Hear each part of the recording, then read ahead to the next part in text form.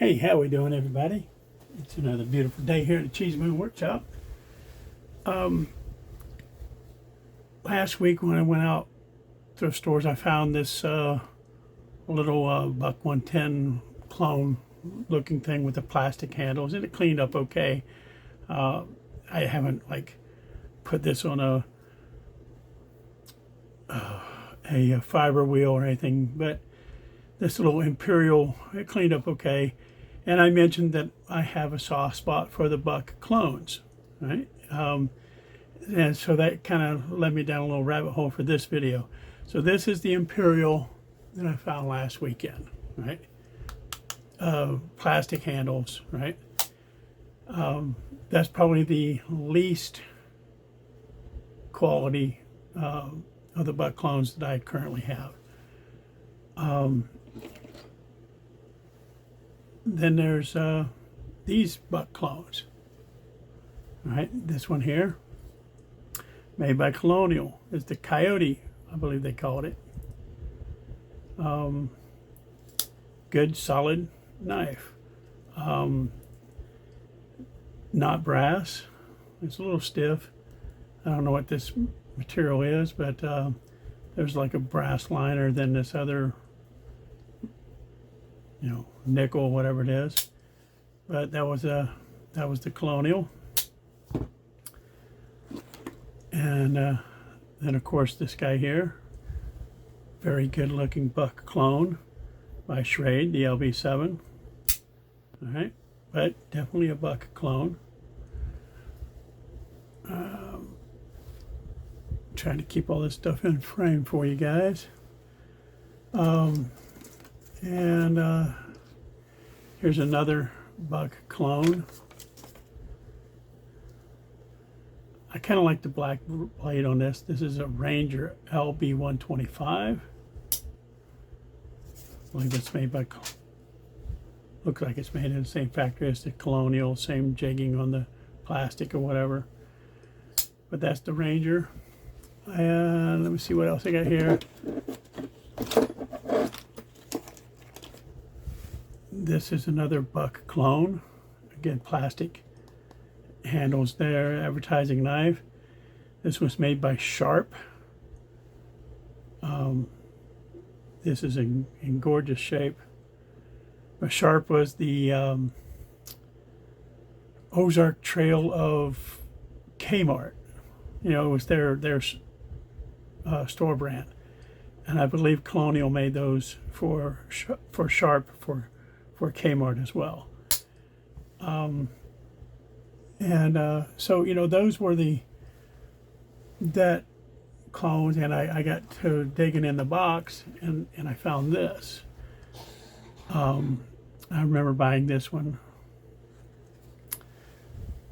and sorry about that. But I was digging through the box, and I have a few other different clones. I mentioned there's a Japanese Jet Air. There's a Pakistan knife that's actually pretty well built, comparable to, one of these Colonials or whatever, with the multi-layers of metal in there. I don't know if you can pick that up or not, but it was very similar to that. But this knife here, the sheath is just absolute trash, rotted. It's in horrible condition. It's a Craftsman, Sears Craftsman. Tip is broke off, and the blade is bent. And I figured while we were in this rabbit hole, I would attempt to do a quick straightening, reprofiling of the point, and cleanup of this knife. So that's what I'm going to do in this video. I'm going to use the handy dandy little anvil that I rescued out of an estate sale for a couple bucks, I think it was, and the whole thing looked like this. So I cleaned the top up. This is where I keep my little hobo knife here. I love this knife. I don't know if you can hear that or not. I'll move it closer.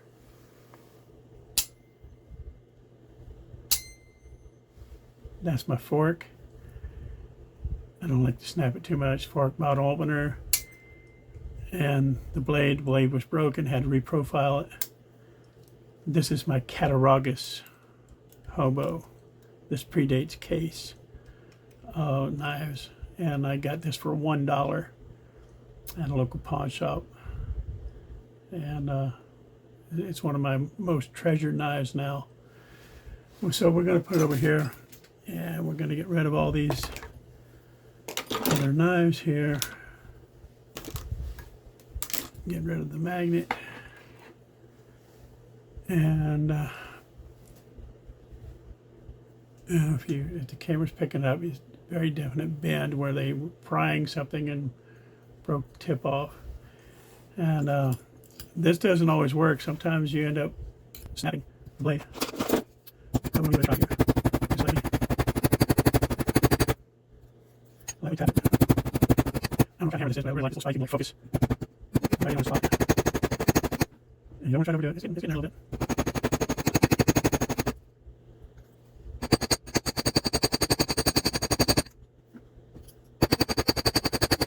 I'm sure the camera's shaking like crazy. This camera mount is actually clamped onto the table. And the table's pretty thin. Then take whenever it's dirty. It's in there. One of the other methods that I actually prefer, before it's kind of heating a little bit, putting a nice magnet down, isn't getting pressure really cool. And but we're just going to do a tabletop. Get here. And if it breaks, no, it's not the end of the world. I don't have any real money in this. I think it was like $2 or $3 to pay for this knife. And a yard sale. It's in there. And of course, I will speed this up and edit in the video, so it's not an hour long. Getting better. We'll pause. And it's not terrible, but it's not quite straight yet. But what I'll probably end up doing is putting it on a vise out in my shop. But for right now, I'm just going to rework that tip real quick. We'll pause the camera. Okay, I'm just going to use my 320 grit. Because there's a bit of a swedge here, I'm just going to bring this tip up. And maybe I'll put my glasses on so I can see what I'm doing. That might help. But see if we can focus the camera here. I'm just going to smooth that broken tip down a little bit.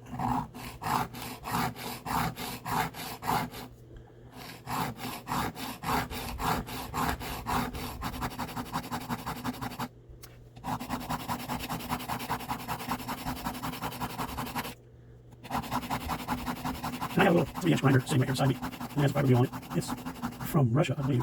When I found it, I believe it was a pawn shop. I found it at years ago. And has a funky power adapter. But one, I don't like using it inside. And two, I like this personal connection. See, it's going on. We'll get this point, and then we'll find that belly. And also, it just goes to show that you can do this living in an apartment or a trailer or a camper. You live in your van down by the river. Whatever the case is, just with a few simple basic hand tools, you can do a lot. For years I only sharpened knives with a file and that old stone that I showed last week. The file did all the rough work, and then refine the edge on that old stone. I'm not using much anymore because it is oil stone. About the only thing I do is use to polish up the edge. And that's a little bit more on the tip. We're pretty close to having one. Maybe some more tip. I do want to have a good point on it.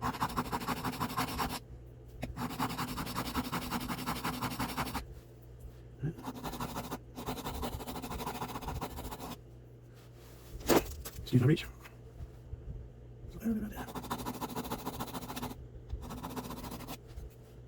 That's it, pretty good. Yeah. I would find that point a little bit, this way from the side. Once I further straighten it out, so I've got a little bit of bend. And of course I got to put the edge to flatten it all out. So that's like part one, blade. The rest of this is going to be very fast speed for you guys. Hold on.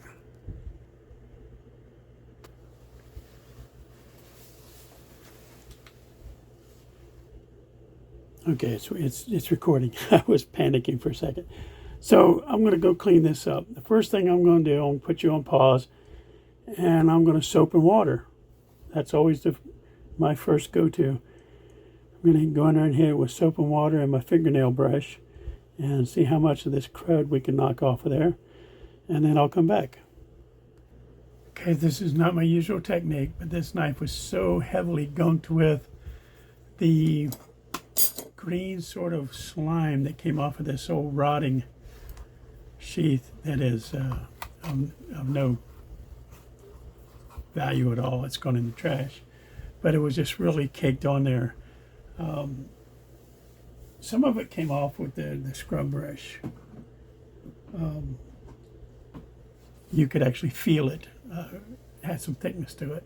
Got most of that off, but the brass is heavily stained, so I'm applying some of this polish directly to the metal and kind of rubbing it around a little bit. And you can see it's doing its thing. And I may have to do this 2 or 3 times, repeat the process 2 or 3 times to start getting it down to a decent brass finish again. So we'll check in on the progress on that in a few minutes. It's actually pretty good. You saw I slapped it up and did the rubber rating on the cloth deal. And then when I put it to the dry side, and you can see there was still pretty good reaction going on. It's pretty good. I think a couple more rounds. Some heavy standing there, some heavy standing here. But I think a couple more rounds. I shaking the table really bad. And so he's going to clean up. I mean, huge difference already. So we'll check back in a couple minutes. So I'm just sitting here working along and went to check to make sure I was in frame, and I had a camera had battery on my phone had died. But this is one of my favorite tools here.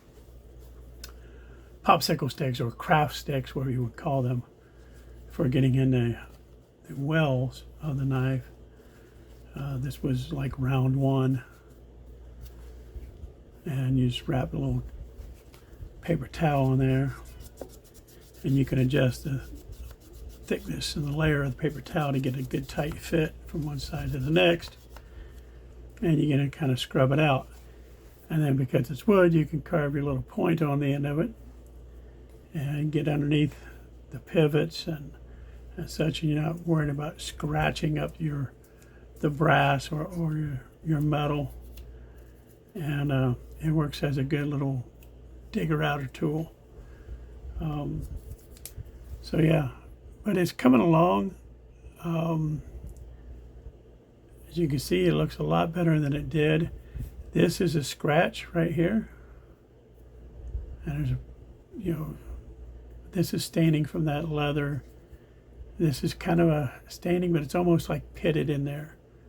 So maybe a light sanding and then a buffing to bring that out, but we'll get that tip further refined. Still a little bent, and I still want to put a little bit better point on it. But for purposes of this video, I think this will wrap it up for tonight. I still have more work to do on this. Maybe I'll do a little follow-up short or something showing what it looks like when I'm finally done. But that's about it. It's a lot better looking than it was. And if you didn't know, you wouldn't know. The blade is not that much short, maybe 1/8 of an inch short. Decent knife still flush underneath here. It's not going to catch anybody, and pretty decent knife for the couple bucks I paid for it.